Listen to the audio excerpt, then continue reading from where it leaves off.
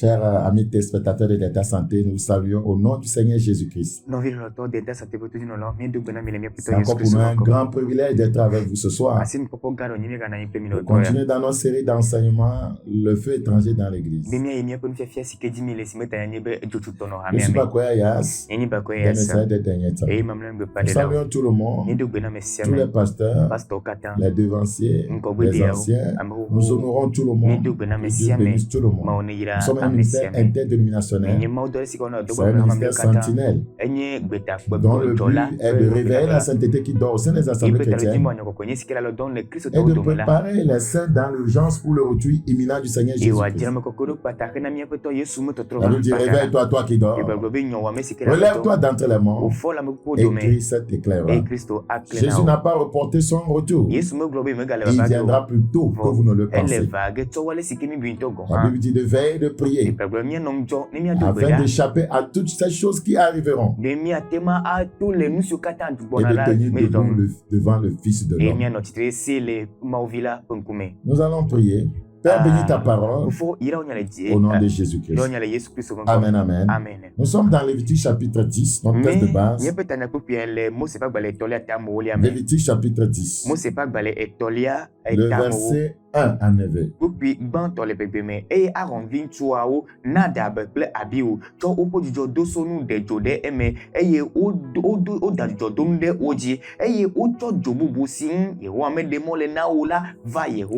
Les fils d'Aaron, Nadab et Abihu prirent chacun un brasier, ils mirent du feu et posaient plutôt du parfum dessus. Ils apportaient devant l'Éternel du feu étranger, ce qui ne leur avait point ordonné. C'est ce que nous faisons dans nos assemblées. C'est nous a ordonné de faire cela.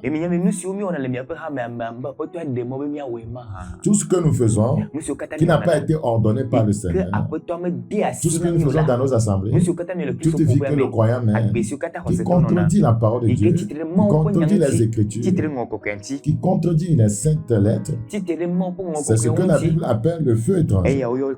Dans Marc chapitre 7, Marc chapitre 7, le verset 6, Marc 7, 6, Jésus leur répondit, hypocrite, Esaïe a bien prophétisé sur vous, ainsi qu'il est écrit, ce peuple m'honore des lèvres, mais son cœur est éloigné de moi. Le Seigneur dit, ce peuple l'honore des lèvres, mais son cœur est éloigné de lui.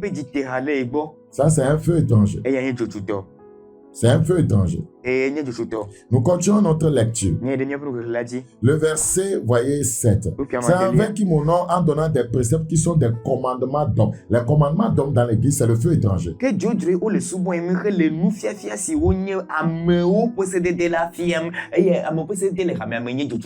dit, vous abandonnez le commandement de Dieu et vous observez la tradition des hommes. La tradition des hommes dans l'église, c'est le feu étranger.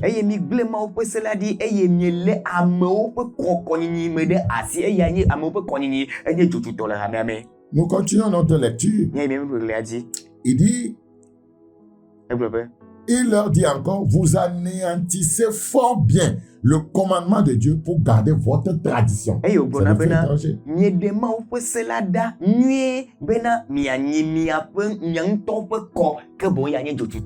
Donc, il s'agit des commandements d'hommes. C'est ce que nous appelons le feu étranger, des traditions des hommes. Il s'agit aussi, voyez, de l'attachement aux esprits séducteurs et à des doctrines de démons. 1 Timothée chapitre 4, 1. 1 Timothée le chapitre 4, verset 1. Mais l'Esprit dit expressement que dans les derniers temps, quelques-uns abandonneront la foi, voyez, pour s'attacher à des esprits séducteurs et à des doctrines des démons. C'est ce que nous appelons le feu étranger.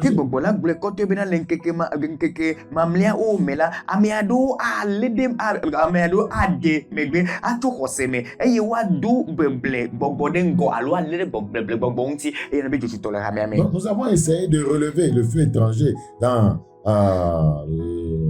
les églises, vous voyez, que Christ a mentionné dans le livre d'Apocalypse. Nous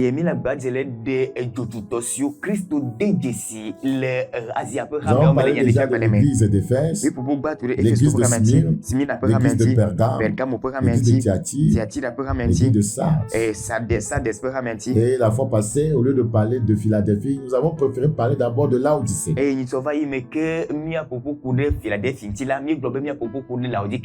Ce soir, nous allons attarder sur l'église de Philadelphie.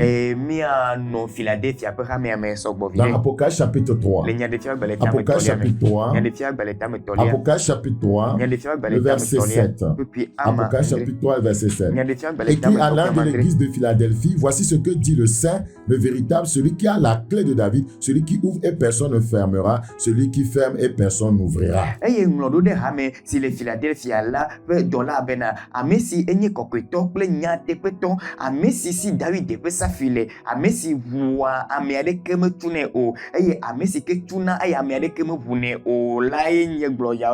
Dans les 6 églises que nous avons déjà étudiées, vous allez constater que Christ se présente en utilisant certains titres ou descriptions.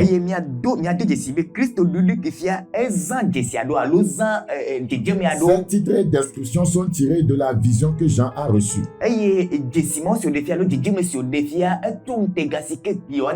Et la façon dont il parle de lui-même donne, voyez que donne un autre, un certain ton à sa lettre. Il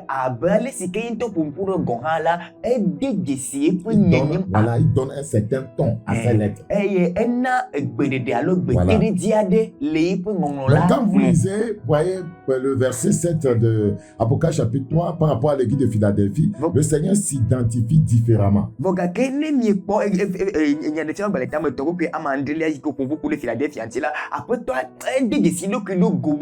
Relisons-le encore. Écrit à l'un de l'église de Philadelphie, voici ce que dit le Saint.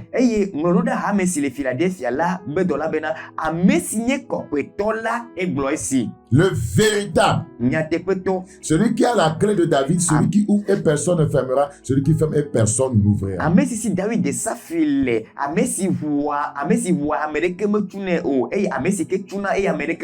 Dans l'Ancien Testament,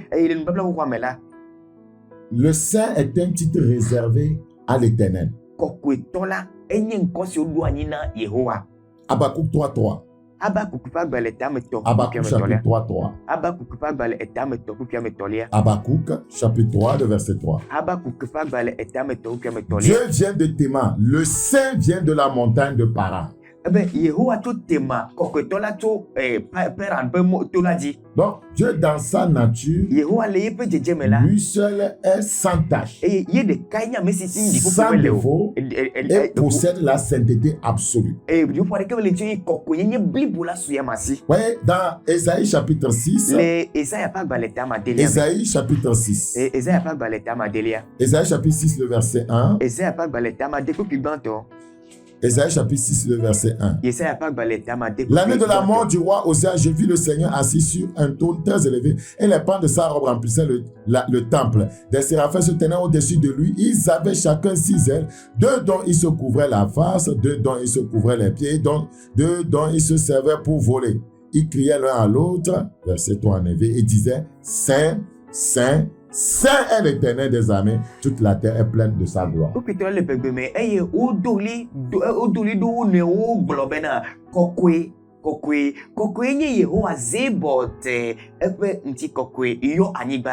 Dans Apocalypse chapitre 4, le verset 3. Apocalypse chapitre 4, le verset 3. Tu vas comprendre pourquoi le Seigneur se présente ainsi comme le Saint. Apocalypse 3, 3. Apocalypse chapitre, comme je l'ai dit, 4.3. 4.3. Celui qui était assis avait l'aspect d'une pierre de jaspe et de sardoine, et le trône était environné d'un arc-en-ciel et de l'émeraude. Amesi bobono ejila entile abe yes ikpekple sa disekpe ene anyevo si ntile abe smagero pe enela Autour du trône, je vis 4 trônes et sur ces trônes, 24 vieillards assis, revêtus de vêtements blancs et sur leur tête des couronnes d'or. Zikui blavevo ene kukhla fia zikui la amega koko blavevo eno bobono zikuia odi odo awublaya asika lidiblanu le o sika fiaku le ota. Donc c'est le Seigneur qui est assis sur, voyez, le trône. Voyez, c'est un Dieu saint.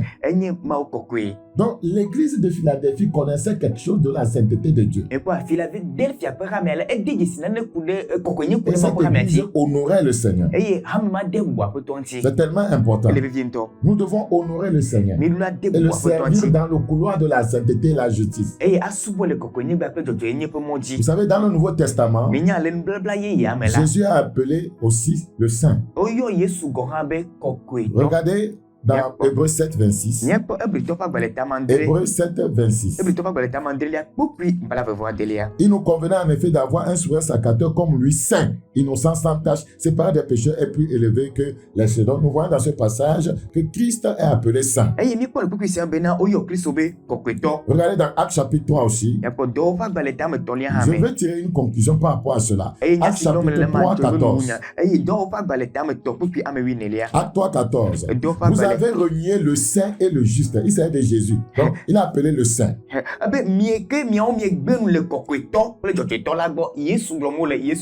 Voilà dans Luc 1, 35.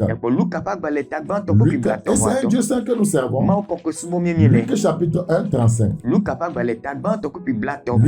35.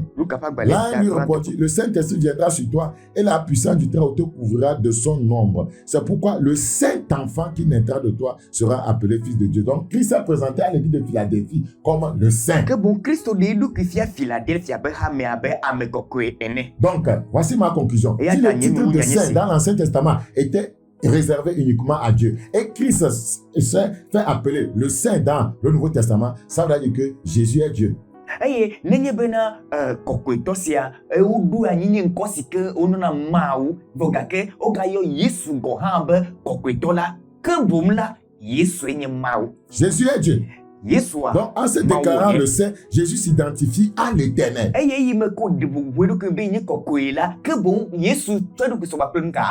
se déclare Dieu en personne.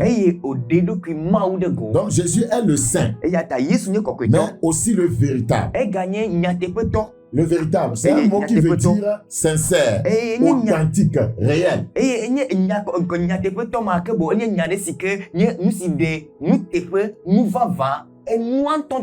Regardez dans Apocalypse chapitre 6. Apocalypse chapitre 6, le verset 10.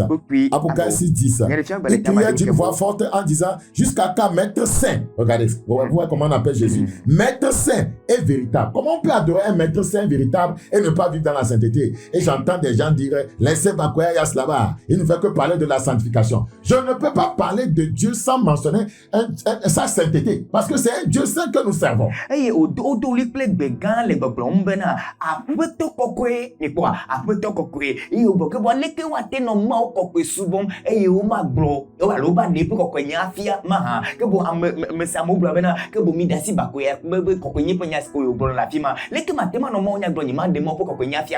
vais te relire encore Apocalypse 10. Il criait d'une voix forte en disant, jusqu'à quand Maître Saint est véritable. Et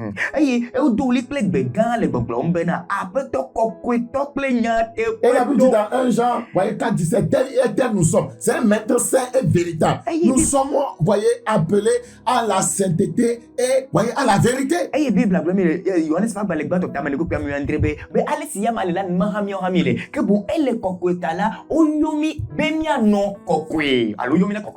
C'est tellement important. Donc, le croyant peut-il vivre dans la sainteté? Nous avons dit que Dieu seul, voyez, a la sainteté absolue. Donc, cela voudra dire que nous devons vivre dans la souillure et le péché. Aucun homme ne peut être saint. Ce n'est pas possible. Mais un homme régénéré participe à la nature divine. Et la nature divine, c'est la nature de la sainteté.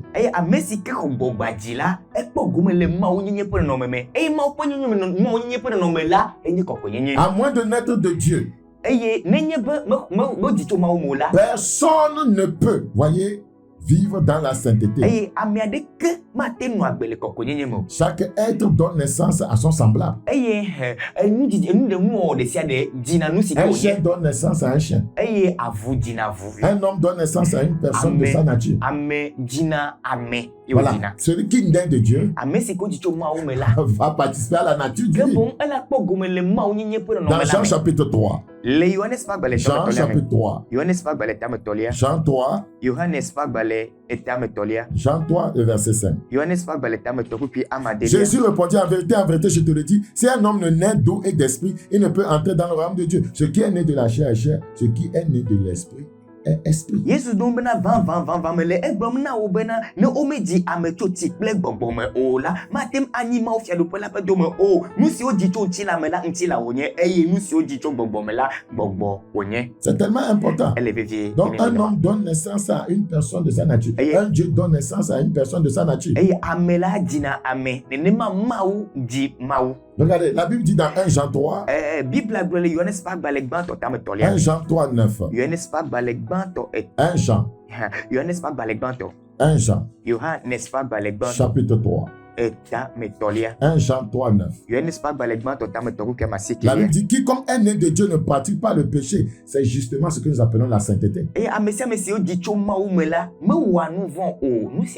La sainteté, c'est juste le contraire du péché, de la souillure, de la corruption morale.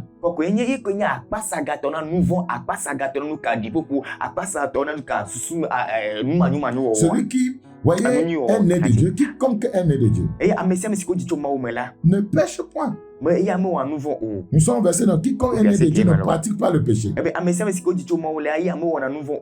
Parce que la semence de Dieu demeure en lui. C'est une semence de sainteté. Et il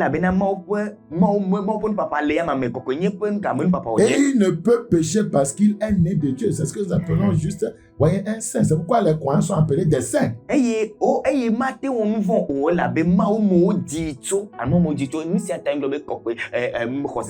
Regarde le verset 6, 1 Jean 3. 1 Jean chapitre 3, verset 5, 6.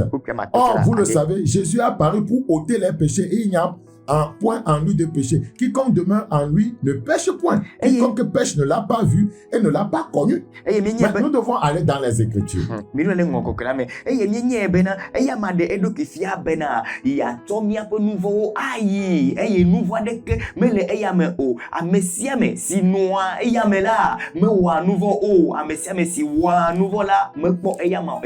Ce passage est grave pour ceux qui disent qu'on ne peut pas ne pas pécher. On ne peut pas ne pas vivre dans le péché. Regarde le verset 6. Très terrible. Quiconque demeure en lui ne pêche point. Quiconque pêche ne l'a pas vu et ne l'a pas connu. Et tu vas aller au ciel. Tu ne connais pas Dieu. Tu ne l'as pas connu. Tu ne l'as pas vu. Et tu vas aller au ciel. Le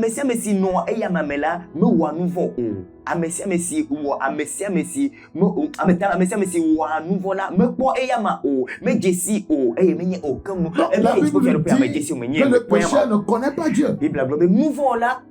C'est la parole de Dieu. Nous ferons mieux de demander la grâce de Dieu, voyez, pour honorer sa parole. Au lieu de critiquer, voyez, l'enseignement de Christ. La Bible a dit dans Luc 1, 74, 75, après avoir été délivré, voyez, de nos ennemis, de leur service sans crainte.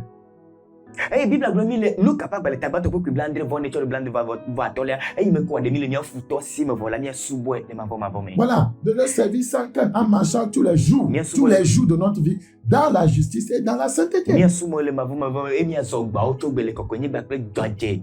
dans 1 Jean 5, 1 Jean chapitre 5. Ce n'est pas ma parole. 1 Jean 5, 4. C'est la parole de Dieu. Je prie Dieu Je demande la grâce pour me conformer, c'est tout. 1 Jean 5,4. Parce que tout ce qui est né de Dieu triomphe du monde. Et la victoire qui triomphe du monde, c'est notre foi. Amen.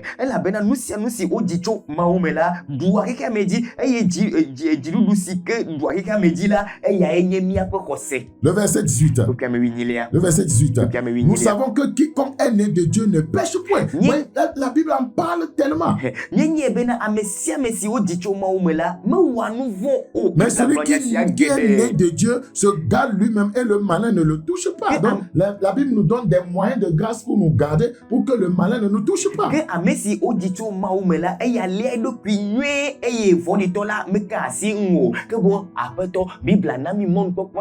Christ s'est présenté à l'église de Philadelphie comme le saint et véritable parce que l'église de Philadelphie était dans la sainteté, dans la vérité.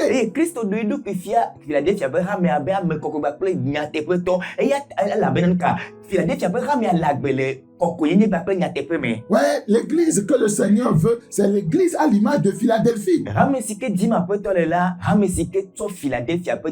Quiconque rejette les préceptes de la sanctification rejette Dieu. La Bible dit dans Matthieu 5,8, voyez, heureux ceux qui ont le cœur pur, car ils verront Dieu. Hébreux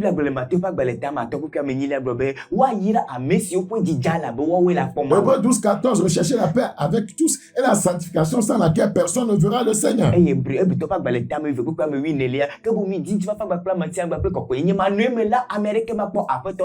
C'est tellement important. Je prie le Seigneur de nous venir en aide. Vous savez, frères et sœurs, une église sale, souillée, corrompue, délavée par le péché, qui vit avec le vernis de la sainteté, ne sera pas enlevé. Christ ne revient pas pour une telle église. La Bible dit dans Ephésiens 5, voilà l'église pour laquelle Jésus revient. Ephésiens 5, le verset 26. Nous devons vous rappeler ces choses. Nous les avons oubliées. Ephésiens 5, 26. Afin de la sanctifier par la parole, après l'avoir purifiée par le baptême d'eau, afin de faire paraître devant lui cette église glorieuse, sans tache, ni ride, ni rien de semblable, mais sainte et irrépréhensible. Christ revient pour une telle église. Et quand nous parlons de l'église, nous parlons de celui qui se dit croyant, racheté, né de nouveau.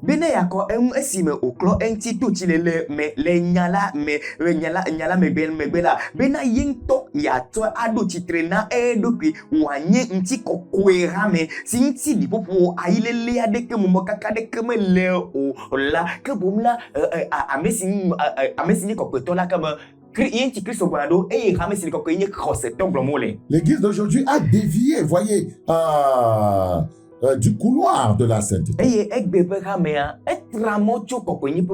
Elle est sortie du couloir de la vraie adoration. Une vraie adoration est celle qui se fait en esprit et en vérité. Et l'adoration qui se fait en esprit et en vérité se fait dans le couloir de la sainteté.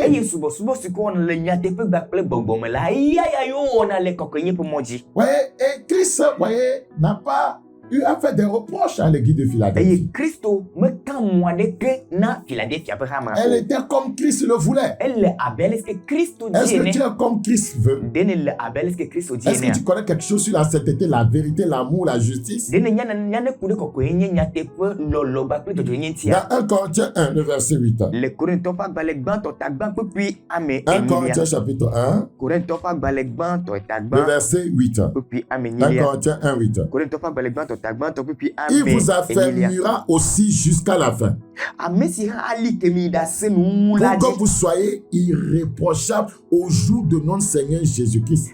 Christ revient pour des gens irréprochables. C'est pas moi qui le dis.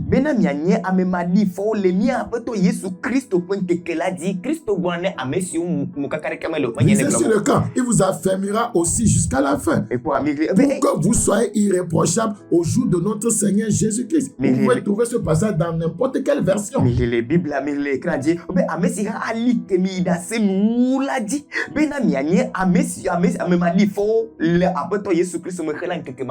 dit le Bible dans Philippiens 1, le verset 10. Pour le discernement des choses les meilleures, afin que vous soyez purs et irréprochables pour le jour de Christ. Purs et irréprochables pour le jour de Christ. Nous sommes en train de nous amuser dans nos églises, en train de danser Makossa.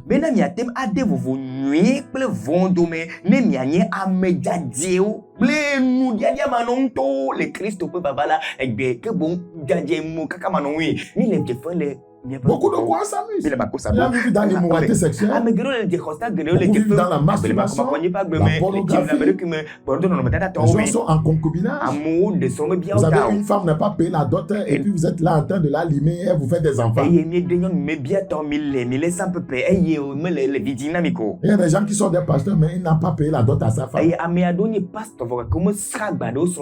Tu es un immoral. Désolé de le dire, tu cru. Mais il faut laisser et amender tes voix. Christ ne revient pas pour des immoraux. Il y en a, voyez, qui sont serviteurs de Dieu, mais qui vont de femme en femme, qui ont 2 femmes, 3 femmes. Où est la sainteté? Madame, ton mari est pasteur, tu sais qu'il couche avec d'autres femmes. Pasteur, toi-même, tu sais que, voyez, c'est à cause de toi que le nom de Dieu est blasphémé. Christ veut une église de Philadelphie. Aujourd'hui, quand vous portez le titre de pasteur, vous êtes la risée des choses. Ouais, à cause de tous ces scandales. Donc, les gens doivent comprendre que il y en a qui ont choisi, voyez, de faire de leur, voyez, assemblée Pergame. D'autres ont choisi de faire de leur assemblée, voyez, Smyrne. D'autres ont choisi que leur assemblée, voyez, soit, voyez, Éphèse. D'autres ont choisi de faire de leur assemblée l'assemblée appelée Thyatire. D'autres ont choisi Sardes, où il y a la mort spirituelle. D'autres ont choisi que leur assemblée soit, voyez, Laodicée, la prospérité sans la consécration. Les vrais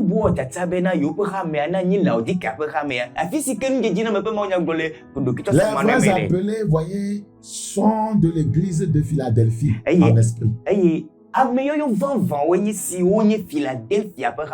font la promotion de la sainteté, de la vérité. Donc, il ne faut pas confondre tout. Tous ceux qui ne sont pas de Philadelphie ne sont pas de Dieu. Et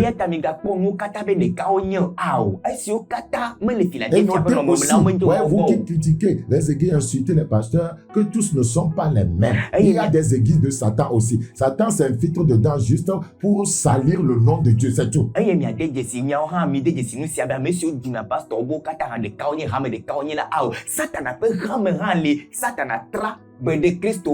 Satan a ses écoles bibliques. Satan a ses pasteurs.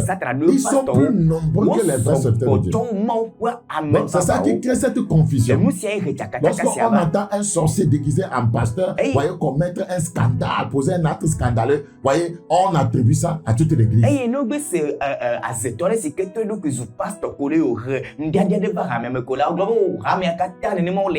vraie église de Dieu fera la promotion de la pureté.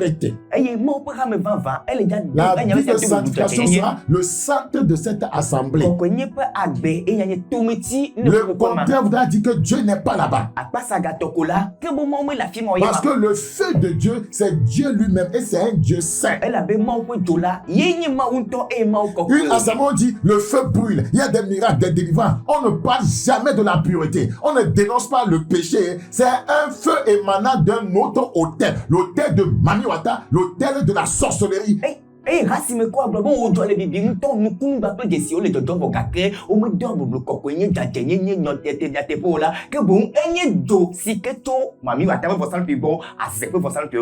la vérité. Dans 1 Pierre 1,15. 1 Pierre chapitre 1, verset 15. 1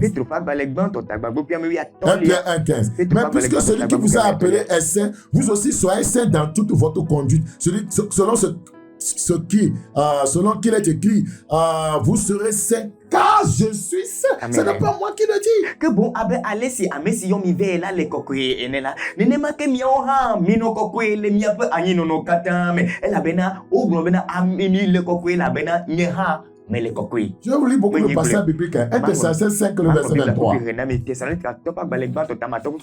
Thessaloniciens 5, 23. Que le Dieu de paix vous sanctifie lui-même tout entier. Que tout votre être, l'esprit, l'âme et le corps soient conservés irrépréhensibles. Allez chercher le mot dans le dictionnaire. Irrépréhensibles lors de l'avènement de notre Seigneur Jésus-Christ. Elle veut dire que quand Christ va revenir pour prendre les saints, il doit les trouver irrépréhensibles. Mi un peu gogo nouveau ba plenty la bliboda katalo mukaka manui que bo Christo trop guane ramesi que mukaka melola kala se ami un peu to Christo ba ba la mitre ni ngono mu bokata menene ma dans 1 Jean 3:3 et ben lui on ne pas ba le ban to tam quiconque a cette espérance se purifie comme lui-même est pur. Mais amesi que le mot poko sia mela que bo ko edo pinti abele si que yento ha le tel nous sommes appelés à être. Si nous sommes nés de lui, nous allons porter sa nature. Et nous la nature de Christ, c'est la sainteté. C'est tellement important. Donc l'église d'aujourd'hui a quitté le couloir de la sainteté. Carrément. Carrément. Je prie que Dieu nous aide. Je prie que la grâce de Dieu vienne sur nous. Que le Seigneur nous accorde la grâce de retourner à la vie de pureté.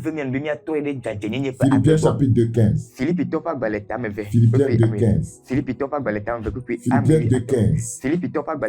Afin que vous soyez irréprochables et purs, des enfants de Dieu irrépréhensibles, au milieu d'une génération perverse et corrompue, parmi laquelle vous brillez comme des flambeaux dans le monde. La Bible dit des enfants de Dieu irrépréhensibles. Les gens sont en train de dire non, qui peut vivre ça? Dieu ne demande pas quelque chose qui est impossible. Nous ne vivons pas la sainteté par la force par l'énergie de la chair. C'est pas le Saint-Esprit. Ceux qui disent qu'ils peuvent vivre dans la sainteté, vous êtes charnels. Nous ne disons pas que nous sommes capables de mener une telle vie par nous-mêmes. La Bible dit que Dieu nous donne le faire et le vouloir. Et c'est par son esprit que nous menons la vie de sainteté. Quiconque est conduit par le Saint-Esprit, son fils de Dieu. Un fils de Dieu.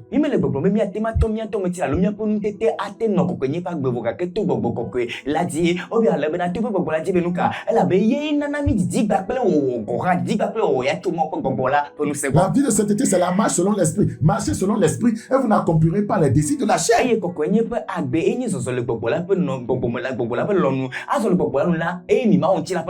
Ouais, les gens attendent les prédicateurs de la sainteté en disant non, ce qui dit, qui peut faire ça, qui peut ne pas commettre la fornication, qui peut ne pas voler, qui peut ne pas mentir. C'est celui qui est conduit par le Saint-Esprit. C'est celui qui est conduit par le Saint-Esprit. C'est celui qui est dominé par le Saint-Esprit. C'est celui qui est rempli du Saint-Esprit. C'est celui qui est sensible à la voix du Saint-Esprit. C'est celui qui se laisse diriger par le Saint-Esprit. C'est celui qui est dans les liens du Saint-Esprit.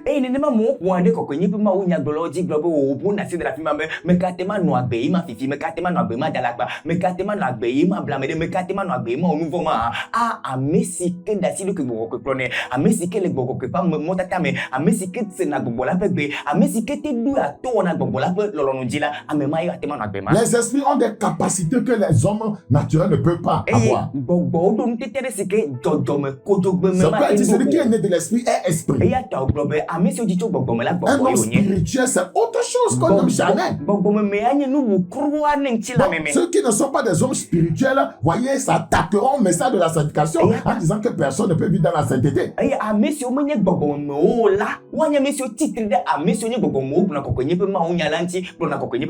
Thessaloniciens 3. 1 Thessaloniciens 3, 13. Une fois que vous ne pouvez pas vivre dans la sainteté, vous êtes charnel, c'est tout. Vous n'êtes pas rempli de l'esprit et vous ne vous laissez pas diriger par le Saint-Esprit. Le Saint-Esprit ne dirige personne vers la fornication, l'adultère, le mensonge, l'hypocrisie. Voyez, la pornographie, jamais.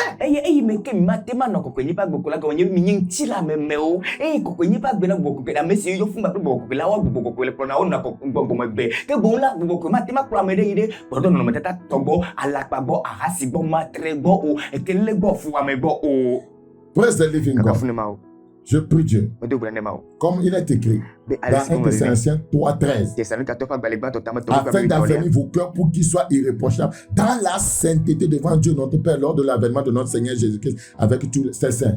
Que ceci soit notre prière à tous. Amen. Bena wa donse mi apedi obe wa no anyi mukaka manoi le kokoyenye me le ma u mi afofola nkume le mi apeto Yesu Kristo ple epe ame kokyo kata pe vavagbela. Amen. Eya enye betura nyam betura na mesiame. Je prie que le Seigneur nous aide. Au nom de Jésus-Christ. Dans 1 Timothée 3:2. 1 Timothée 3:2. Notre mission aussi, c'est de réveiller les serviteurs de Dieu. C'est pourquoi des fois nous touchons ce côté.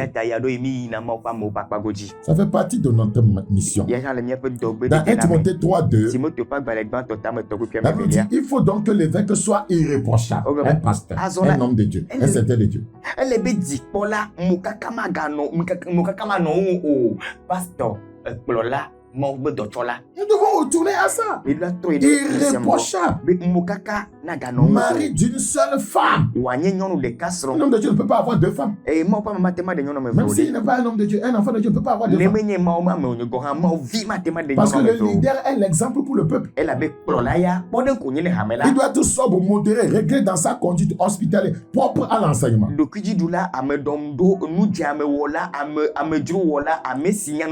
Il ne faut pas il faut qu'il ne soit ni adonné au vin, ni violent, mais indulgent, pacifique, désintéressé. Un homme de Dieu ne peut pas se mettre à boire de l'alcool.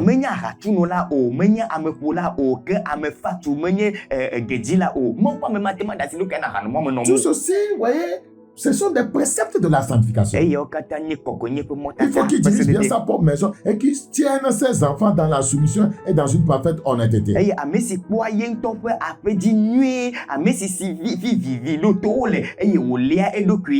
Car si quelqu'un ne sait pas diriger sa propre maison, comment prendra-t-il soin de l'église de Dieu? Il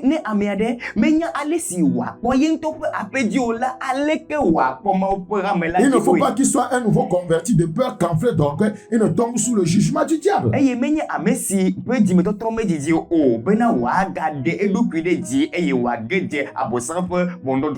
8, les diacres aussi doivent être honnêtes, éloignés de la duplicité, des excès du vin, d'un gain sordide.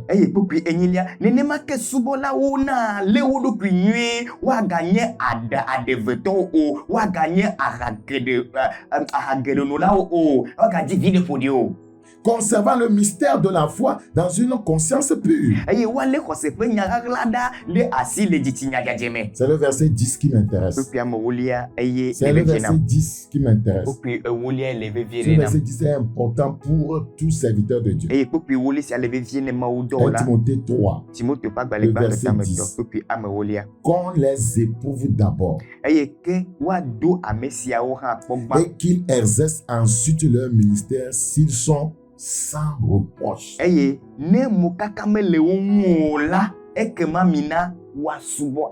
n'a pas dit que s'ils ont des diplômes théologiques, qu'ils exercent le ministère. Aujourd'hui, on connaît un homme de Dieu par, voyez, ses diplômes théologiques. Par ses diplômes bibliques. Par sa maîtrise en théologie, son doctorat en théologie. Ça ne veut rien dire.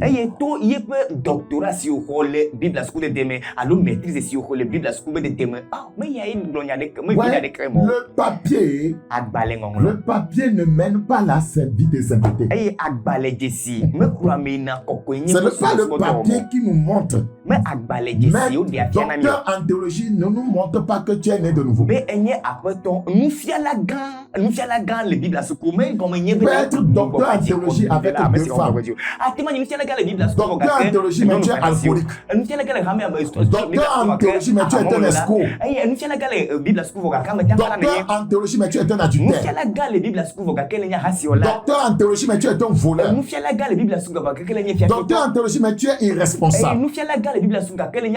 Docteur en théologie, mais tu es sorcier. Docteur en théologie, mais tu es un agent du diable. C'est pourquoi, pour compter à tout cela, le Seigneur dit, Puisque dans l'église primitive, on devenait serviteur de Dieu en apprenant au pied d'un maître.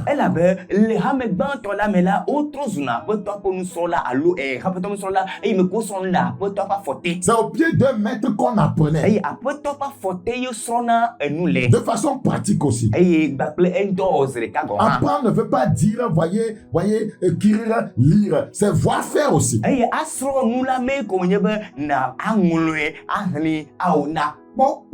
Voir comment le maître vit.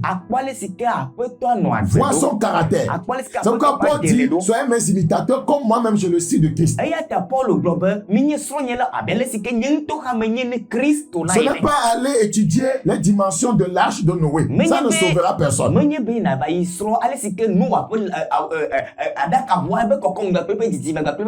Connaître l'histoire de l'église sans avoir la puissance sur le péché, sans mener une vie de sainteté, ça ne veut rien dire.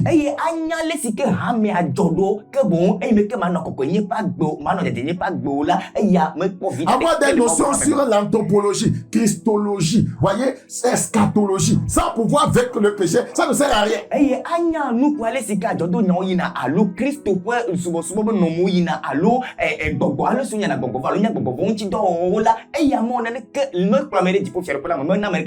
C'est pourquoi il dit qu'on les éprouve la pratique. Qu'on les éprouve d'abord et qu'ils exercent ensuite leur ministère s'ils sont sans reproche.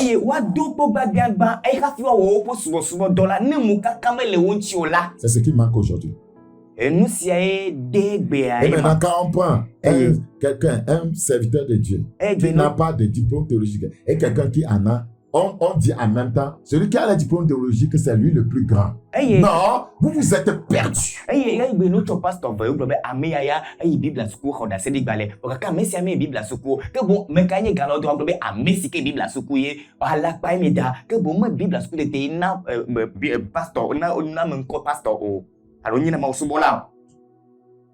On peut être un homme de l'esprit. On peut connaître Dieu sans aller à l'école théologique. Les scores bibliques et théologiques sont des apports. Pour augmenter notre connaissance. Mais la Bible dit la connaissance enfle. La connaissance enfle. Menons la vie de sainteté. Menons une vie de simplicité, une vie chrétienne pratique. Le diplôme théologique ne chasse pas un démon. Démon, regarde! Je suis docteur en théologie. Sors! Ton cas sera pire que celui des fils de Séva. Paul nous a révélé le but du ministère dans le livre des Colossiens. Colossiens 1, 28. Colossiens chapitre 1. Colossiens chapitre 1. Le verset 28. Colossiens 1, 28. C'est lui que nous annonçons, c'est-à-dire Jésus, exhortant tout homme et instruisant tout homme en toute sagesse, afin de présenter à Dieu tout homme devenu parfait en Christ. On va pas lire en effet. Le but, c'est de présenter à Dieu tout homme devenu parfait en Christ. C'est-à-dire devenu mature. Un homme mature, c'est un homme qui vit dans la sainteté. Et Paul dit, c'est ce à quoi je travaille en combattant avec sa force qui agit puissamment en moi. C'est le but du ministère. Présenter à Dieu, pas des richards. Présenter à Dieu, voyez, pas des gens qui ont de gros véhicules, pas des gens, voyez, qui ont de grandes maisons, pas des gens qui ont voyagé partout dans le monde, pas des gens, voyez, qui s'habillent bien élégamment. Non, présenter à Dieu tout homme devenu parfait en Christ. Que bon là, menyebe wacho amesio onye moji la gamoso de amoji ejila que wacho de maponkume amesio twape gao wacho de maponkume amesio tople bugao wacho va maponkume alors mesio ni taton kutao le jume gao boga gao wacho va maponkume avogake amesi que deblibu le Christo Yesu me wacho de pas présenter à Dieu ceux qui ont eu de grands tissus sur la terre appelés bijoux bishop, archibishop, voyez, grand maître, grand pasteur, voyez, maréchal, général de Dieu. Pas présenté de cette personne, mais tout homme devenu parfait en Christ. Amen. Et menye bena amesio kon grand la niga Dieu bishop, archibishop, maréchal général ba pleto le apoto la mela me watova mon pon kumvogake amesi ke debli bo le Christ mela e watova. Ne vous laissez pas berner, frères et sœurs. Sans la sanctification, personne ne verra le Seigneur. Votre service à Dieu sera juste un bénévolat. Sans la sanctification, vous n'aurez aucune récompense. Apocalypse 21-27. Là, je vais paraphraser. Rien de souillé n'entrera chez elle. Rien de souillé. Vous voulez qu'on le lise? Rien de souillé. Rien de souillé. Donc la sanctification est au centre du message chrétien. Apocalypse 21-27. Il n'entrera chez elle rien de souillé, ni personne qui se livre à l'abomination, au mensonge. Il n'entrera que ceux qui sont écrits dans le livre de vie de l'agneau. Amen.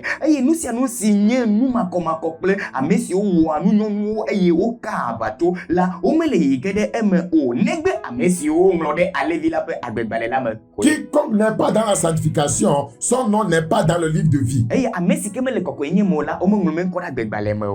Pourquoi je dis ça? Il a dit rien de souillé. Il a doigté même l'abomination et le mensonge. Ce sont des péchés. Donc, la sanctification, c'est une vie contraire à la vie du péché, c'est tout.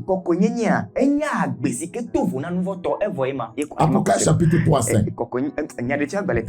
Apocalypse 3-5. Apocalypse 3-5. Celui qui vaincra sera revêtu ainsi de vêtements blancs. Je n'effacerai point son nom du livre de vie et je confesserai son nom devant mon Père et devant ses anges.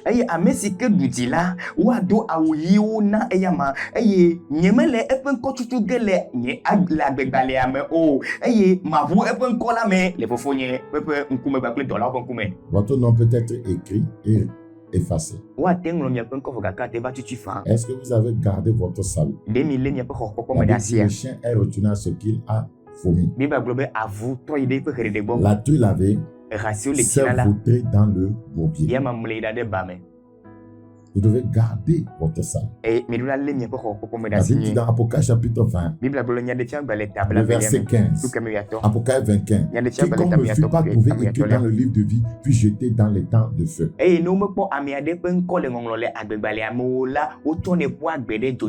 Si votre salut est en place, votre nom sera toujours dans le livre de vie.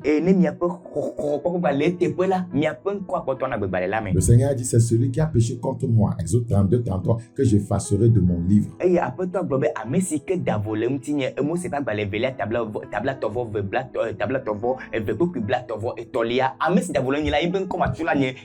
salut est-il un fait ou une présomption? Vous êtes en train de présumer que vous êtes sauvé ou bien vous l'êtes réellement. Vous êtes en train de présumer que vous êtes un enfant de Dieu ou bien voyez, vous l'êtes réellement. La Bible dit que l'Esprit témoigne à notre esprit que nous sommes enfants de Dieu. Ceux qui sont conduits par le Saint-Esprit sont fils de Dieu. Romains 14. Donc, retournons dans l'église de Philadelphie. Dans Apocalypse chapitre 3. Apocalypse chapitre 3. Apocalypse 3. Donc, il s'est présenté au verset 7 comme le Saint. Donc, quand j'ai pris tout ce temps, voyez, pour, voyez, vous parlez des préceptes de la sanctification. Donc,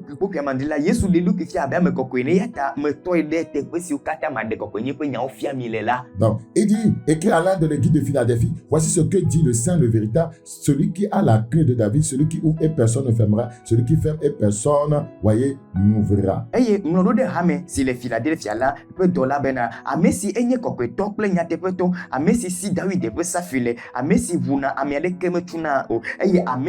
Donc, Christ, voyez son église vivre dans la vérité, la sainteté, la justice. C'est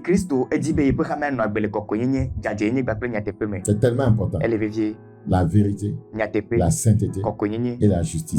C'est ce qui caractérise l'Église du Seigneur. Il dit en outre qu'il est celui qui a la clé de David. Dans l'Ancien Testament, je vais dire dans l'Antiquité, la possession des clés était une marque d'autorité. Oui. Donc Christ révèle là son autorité. Donc l'Église du Seigneur, la vraie, doit avoir de l'autorité spirituelle. L'autorité sur Satan, l'autorité sur le péché, l'autorité sur les démons. Sinon, elle va dévier. Elle sera entraînée, voyez, sur des sentiers, voyez, non frayés. Dans Matthieu 16, Matthieu chapitre 16, le verset 19. Matthieu 16, 19. Matthieu chapitre 16, le verset 19. Je te donnerai les clés du royaume des cieux. Ce que tu liras sur la terre sera lié dans les cieux, et ce que tu liras sur la terre sera délié dans les cieux. Donc les clés dénotent la possession de l'autorité.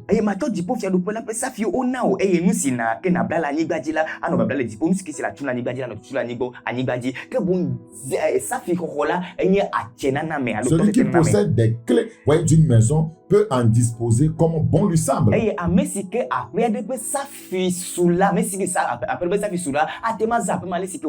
C'est très important. Christ s'est fait aussi appeler, voyez, le rejeton de David. Plus loin dans les Écritures.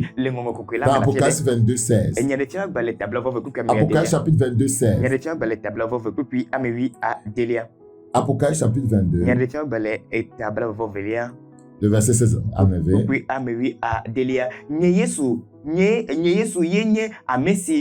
Amesi don nyema u dolala bena wadida sele nusia umti nami rena rameao nyenye David de peke. Amen. Moi, Jésus, j'ai envoyé mon ange pour vous attester ces choses dans les églises. Je suis le rejeton et la postérité de David, l'étoile brillante du matin. Donc, Christ est en train de dire qu'il est, voyez, un descendant de David. Et il possède la clé qui lui donne en tant que Messie, voyez, et roi de décider qui entre dans son royaume.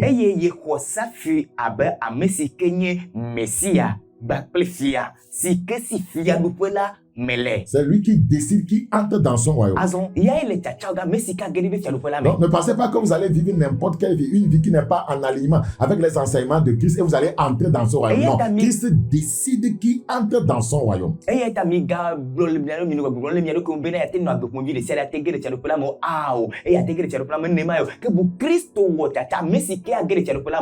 a la clé du royaume, la clé de sa maison. Il a l'autorité.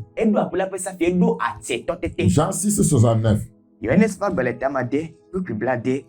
Et nous avons cru et nous avons connu que tu es le Christ, le Saint de Dieu. Amen.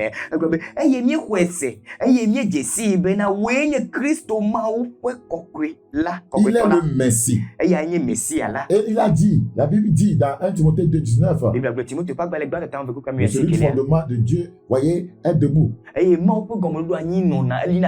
Voilà. Quiconque invoque le nom du Seigneur qui s'éloigne de l'iniquité. Donc, il a dit dans Matthieu 7, 21, ce n'est pas tous ceux qui m'appellent Seigneur, Seigneur, qui entreront dans le royaume des cieux, mais celui-là seul qui fait la volonté de mon Père qui est dans les cieux. Donc,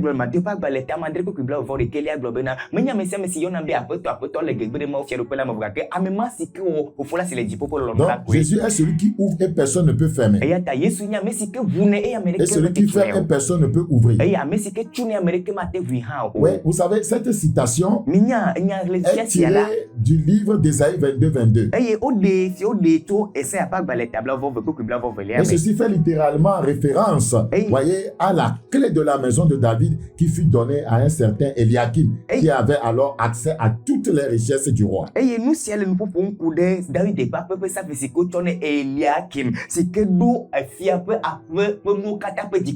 Donc, cette expression, celui qui ouvre, personne ne ferme. Celui qui ferme, personne n'ouvre.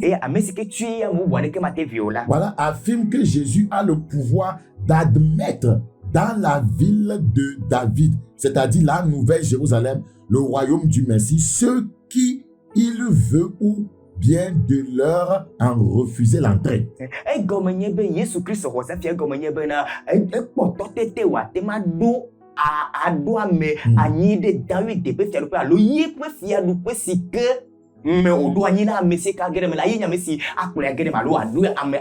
Donc Dieu, le Seigneur Jésus peut te refuser l'accès ou bien, voyez, te permettre l'accès à son royaume. Il a la clé.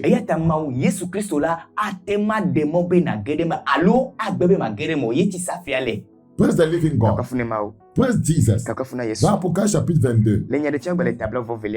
C'est pourquoi nous devons nous soumettre à sa parole si nous voulons, voyez, avoir accès au royaume. Apocalypse chapitre 22, 15. La Bible dit, dehors les chiens, les enchanteurs, les impudiques, les meurtriers, les idolâtres, et quiconque aime et pratique le mensonge. Donc il dit dehors, je ne leur donne pas accès.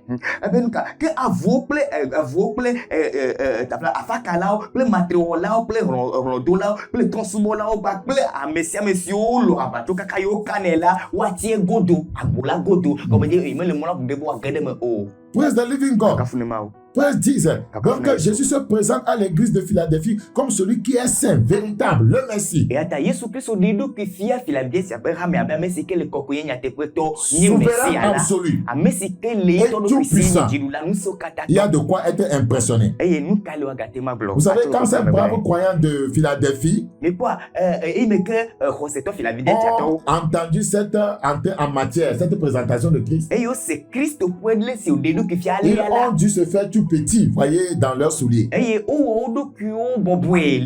Surtout, ils étaient là en 6e position. Ils ont déjà entendu les reproches que le Seigneur a adressés aux autres églises. Mais comme Jésus n'a que des compliments à leur faire,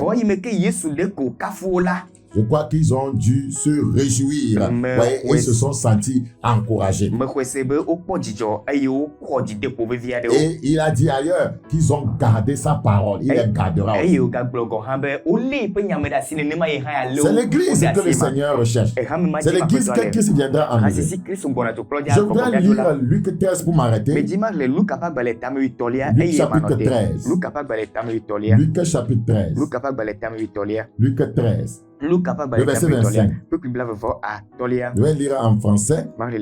Quand le maître de la maison se sera levé et aura fermé la porte, et que vous, étant dehors, vous commencerez à frapper à la porte en disant, Seigneur, Seigneur, ouvre-nous. Il vous répondra, je ne sais d'où vous êtes. Alors vous vous mettrez à dire, nous avons mangé et bu devant toi, et tu as enseigné dans nos rues. Et il répondra, je vous le dis, je ne sais d'où vous êtes. Retirez-vous de moi, vous tous ouvriers d'iniquité. Car là, il y aura des pleurs et des grincements de dents quand vous verrez Abraham, Isaac et Jacob et tous les prophètes dans le royaume de Dieu et que vous serez jetés dehors. Le Seigneur a donné accès à ces gens parce qu'ils se sont soumis à sa parole. D'autres n'y entreront pas.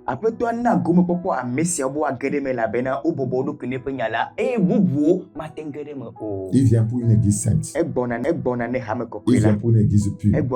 Il ne vient pas pour une église qui est remplie de feux étrangers. Que Dieu nous aide à enlever, ôter le feu étranger dans nos assemblées chrétiennes. Et à retourner, voyez, à la vraie parole. Merci beaucoup d'avoir suivi cette série d'enseignements. Seigneur, ta parole a été enseignée. Qu'elle enseigne le retour à la sainteté. Merci pour cette grâce. Au nom de Jésus-Christ. Amen. C'était Bakoya Yas. Madame de vous, le vendredi prochain à 21h30